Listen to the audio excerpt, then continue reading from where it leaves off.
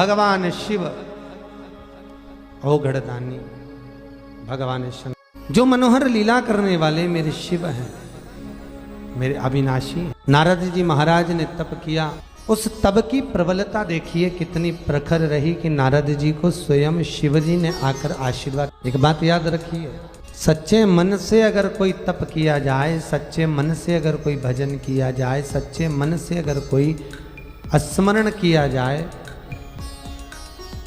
तो उस स्मरण का पुण्य फल ही बहुत होता। पर भजन में दिखावा नहीं होना चाहिए। कीर्तन में दिखावा ना हो, भजन में दिखावा ना हो, सत्संग में दिखावा ना हो, इसका ध्यान रखें। आपने देखा राम जी महाराज की सेवा करोगे तो फूल भी चाहिए, वस्त्र भी चाहिए, आभूषण भी चाहिए, रतन भी चाहिए। कृष्ण भगवान की पूजन करो तो बहुत सारा रतन आभूषण चाहिए। पर शंकर जी की पूजन में क्या चाहिए?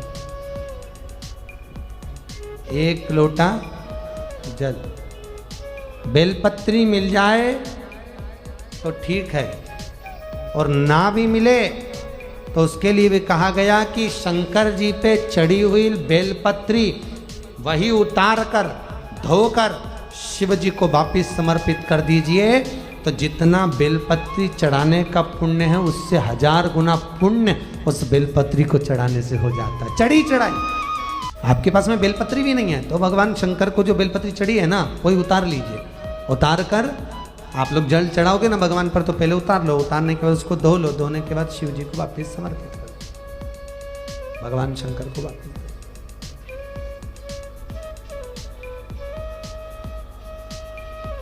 यहां तक कहा कि अगर आपके पास में घर से आप जल लेकर नहीं आए हो शिव को समर्पित करने के लिए, ऊपर जो जलाधारी लगी है, देखिए जलाधारी लगी है, उसका स्पर्श कर लीजिए।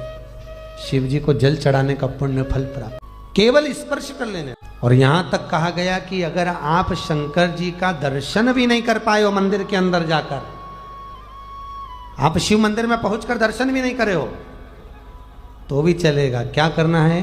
ऊपर जो शिखर है उसका दर्शन कर लीजिए। शिखर दर्शनम सर्व पाप नाश।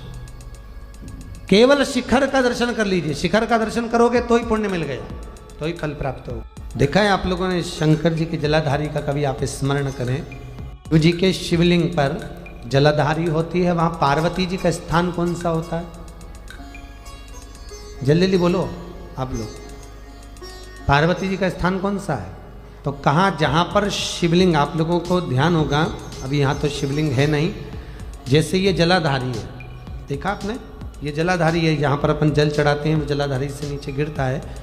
इसके ऊपर जो शिवलिंग रखा हुआ है, तो कहाँ जो ये कटी है जहाँ पर शिवलिंग रखा है, ये कटी पार्वती जी का स्थान है। किसका स्थान है? पार्वती जी। जो चरण है जहाँ से जल नीचे जा रहा है, एक चरण की ओर गणेश जी का स्थान है और दूसरे चरण की ओर कार्तिकेय बाबा का स्थान। केवल इसी जलाधारी में शंकर, पार्वती और कार्तिकेय सब विराजमान, सब